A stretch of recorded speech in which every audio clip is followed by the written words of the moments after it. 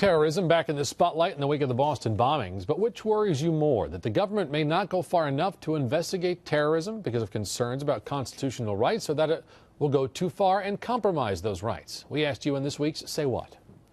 What would concern you more? The idea that the government would go too far and potentially violate someone's rights trying to investigate and find out information about threats, or the idea that they might not go far enough in an effort to protect those rights?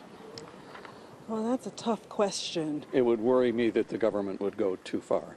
I personally think that, I'm more of an eye for an eye kind of gal. I don't think they can go far enough to protect us, okay? I understand that these alleged suspects have rights.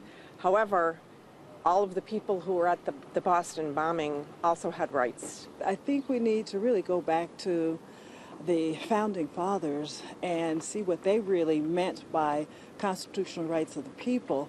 The Washington Post did a poll to find out what percentage of people are concerned the government could go too far in interrogating suspects. What percentage would you guess that would have come out to be? I'd say 40. What do you think the amount of Americans would say that they're concerned the government could go too far? What percentage do you think it would be? Perhaps 40 or 50%. The Washington Post poll found that about half of the American population is concerned about going too far. Half of the population is concerned about not going far enough. Does it surprise you that it's like right down the middle? It does surprise me a little bit, surprises me, and concerns me. There's more concern now, I think, than there was 10 or 20 years ago. Have Americans become more accepting of some infringements in light of the things that have happened and steps to keep us safe?